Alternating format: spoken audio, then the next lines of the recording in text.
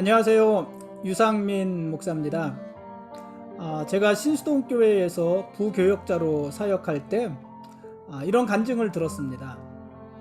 권사님 한 분이 아주 어렵게 지내셨습니다. 이분이 답답한 마음에 금요일 밤마다 여의도 순복음교회에 가서 철야 기도를 했는데 오고 갈 차비가 없어서 매주 마포대교를 걸어서 건넜다고 합니다. 그러니까 마포대교를 건너서 여의도 순복음교회까지 가고 거기서 밤새 기도하고 새벽에 마포대교를 걸어서 다시 돌아온 것입니다. 보통은 마포대교를 걸어서 건너는 것도 할만한데 비가 아주 많이 오거나 아주 추운 겨울날은 걸어서 건너는 것이 너무 힘이 들었다고 합니다. 그래도 그 당시 당신의 처지가 너무 빈궁해서 한 주도 거르지 않고 금요 철야 기도회에 나갔다고 합니다. 그러던 어느 날 철야를 하고 교회를 나서려는데 어느 분이 오더니 차비하라며 10,000원을 주더랍니다. 아마도 매주 철야 후에 새벽에 혼자서 마포대교를 건너가는 이분의 모습을 몇 번 본 사람이었던 것 같다고 합니다. 아무튼 생판 모르는 사람에게 10,000원을 받았는데, 차비하라며 10,000원을 받았는데 그 돈을 받는 순간 온갖 생각이 다 났다고 합니다.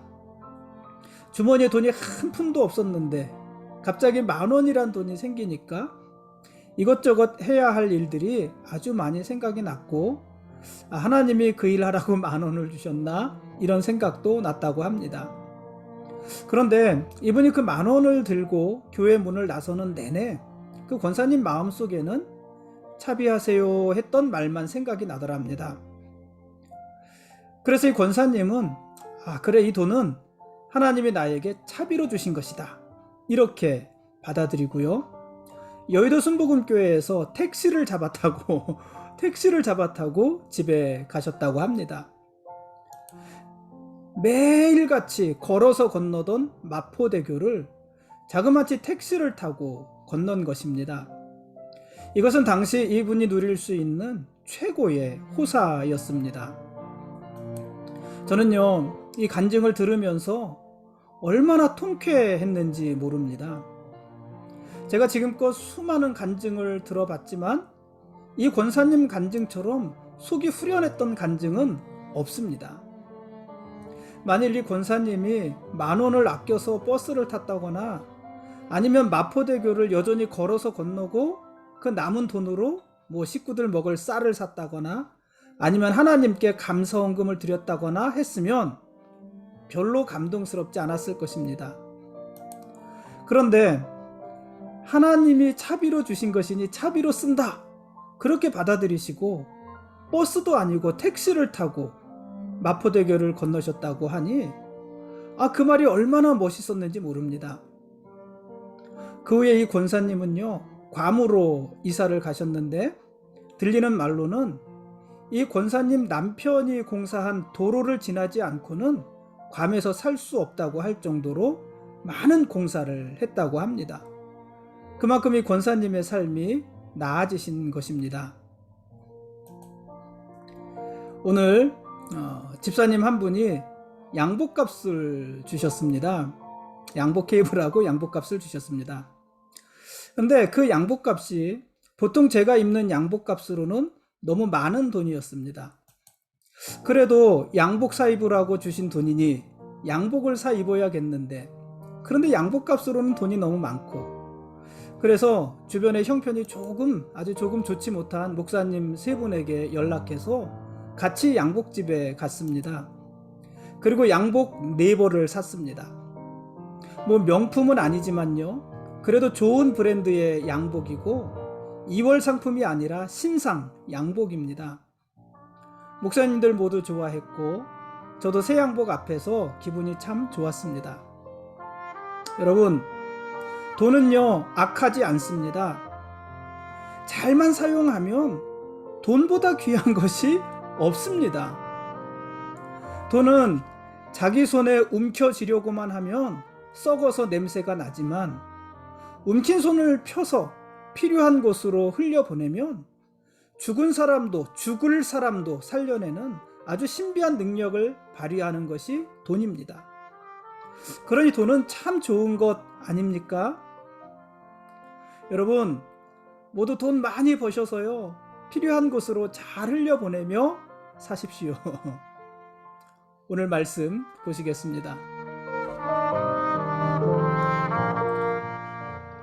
오늘 읽을 말씀은 느헤미야서 8장부터 10장까지 말씀입니다.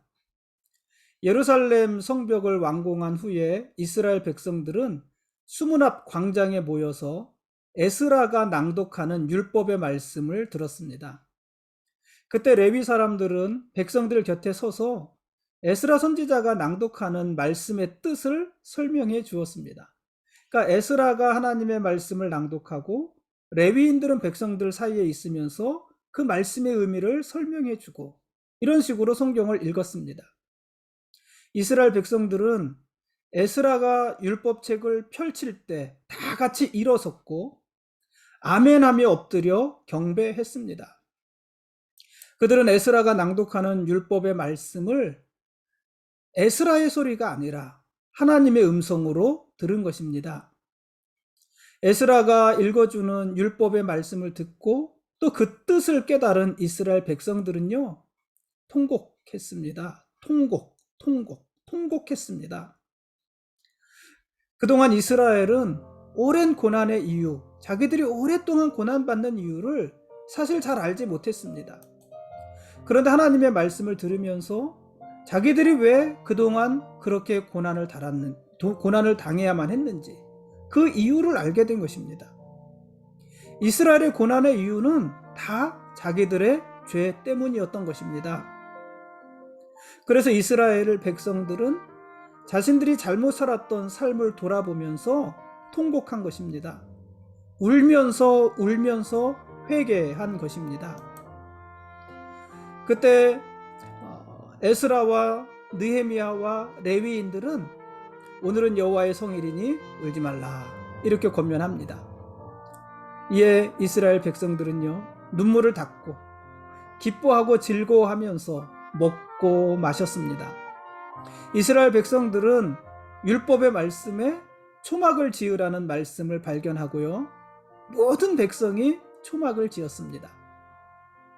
그러니까 이들은요, 더 이상 자기들 임의로 행하지 않고 율법에 기록된 대로 행하기 시작한 것입니다.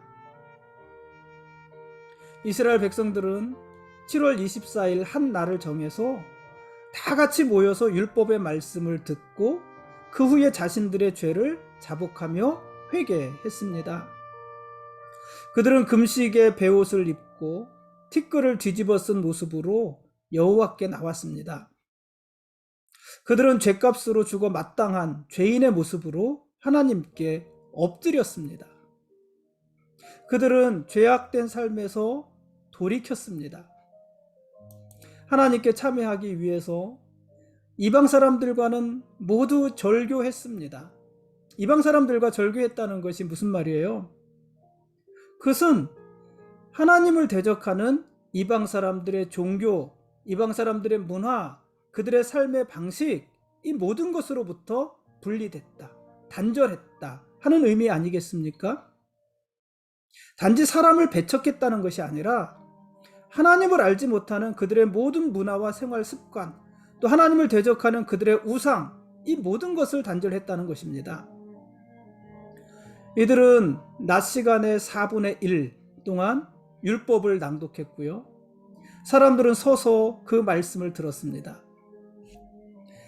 여러분, 원래 하나님 말씀은요, 서서 듣는 것이 원칙입니다. 어쨌든 이들은 서서 낮 시간의 4분의 1 동안 서서 하나님의 말씀을 들었습니다. 그리고 다시 4분의 1 동안은 죄를 참회하면서 하나님을 경배했습니다. 레위 사람들은 단 위에 올라가서 큰 소리로 참회의 기도를 인도하기도 했습니다. 신앙의 부흥 아닙니까? 하나님께 회개하면서 이스라엘 공동체의 온전한 회복을 위해 기도한 이스라엘은 하나님과 새로운 언약의 문서를 작성하고 또 그것을 인봉하고 온 백성이 하나님과 동족에 대한 의무를 다 행하겠다고 맹세하기도 했습니다. 문서를 임봉한 이들은요, 지도자들, 제사장들, 레위인들, 그리고 평신도 그룹의 대표들이었습니다. 그러니까 이스라엘의 모든 종류의 사람들이 다 거기에 동참한 것입니다. 이들과 함께 남은 백성들이요, 그 언약 앞에 저주로 맹세를 했습니다. 저주 맹세를 했습니다. 이 저주 맹세라는 것은요, 그 언약대로 의무를 다하지 않을 때는 저주를 받아도 좋습니다 하는 맹세예요. 그러니까 내가 만일 그 언약대로 살지 않는다면 나에게 저주가 임할 것이라는 맹세예요. 얼마나 무서운 맹세입니까? 그야말로 배수의 진을 친 맹세 아닙니까? 그러니까 우리가 이 하나님의 언약의 말씀을 앞으로 기필코 지키며 살겠습니다 하는 그런 결단을 가지고 새 언약을 맺고 그것을 인봉한 것입니다. 마치 그리심산과 에발산에서 축복과 저주를 맹세했던 출애굽 시대의 백성들처럼 바벨론의 포로 생활을 마치고 예루살렘으로 귀환한 이스라엘 백성들도 다시 언약 백성의 삶을 시작하는 출발점에 서서 하나님과의 언약을 갱신하고 있는 것입니다.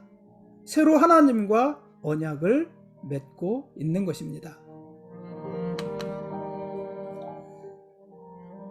지금까지 느헤미야 8장부터 10장까지 말씀에 대한 길라잡이였습니다. 내일 읽을 말씀은 느헤미야 마지막입니다. 11장부터 13장까지 말씀입니다. 이스라엘은요, 하나님과 아주 구체적인 내용을 언약하면서 맹세했습니다. 이스라엘은 무엇보다 혼합주의와 단절하는 것이 시급했어요. 그래서 이방 여인과의 혼인을 금하고 안식일에 상거래를 하지 않겠다고 맹세했습니다. 이방 여인과의 혼인에 대해서는 앞부분에서도 이야기 나왔고 다른 성경에서도 많은 이야기가 나왔잖아요.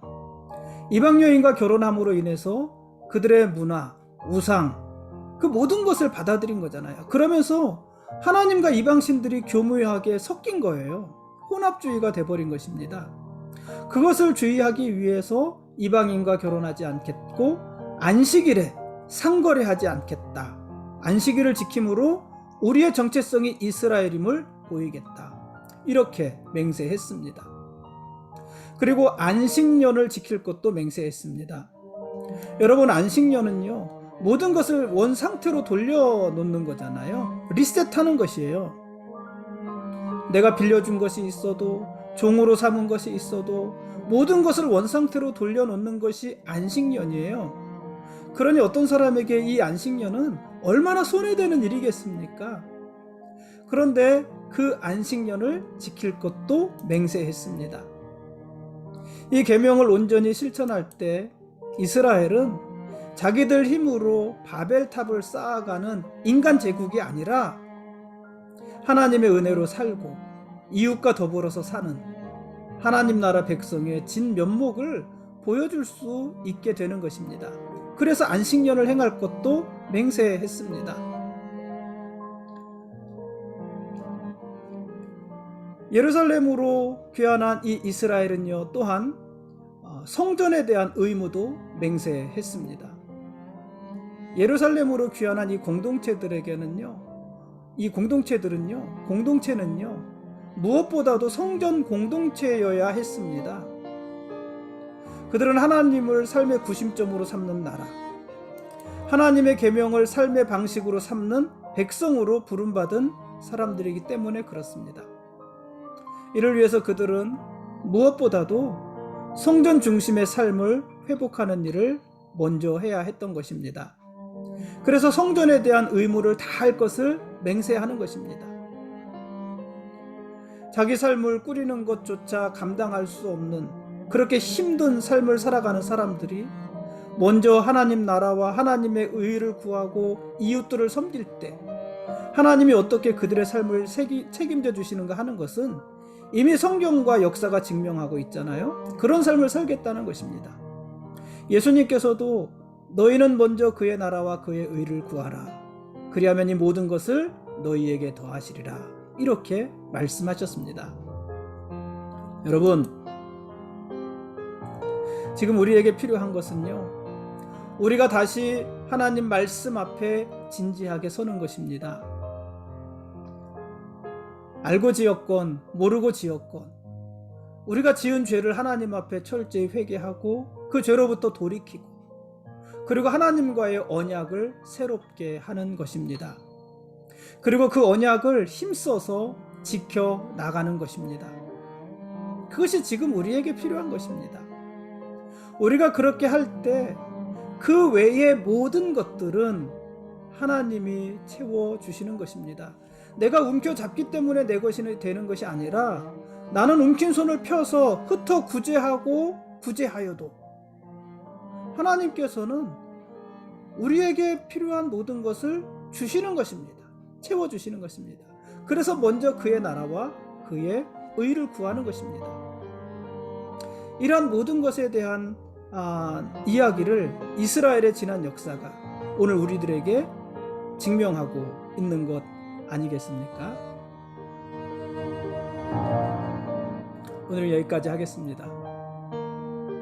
하나님이 우리의 왕이십니다. 그리고 우리는 그분의 거룩한 백성들입니다.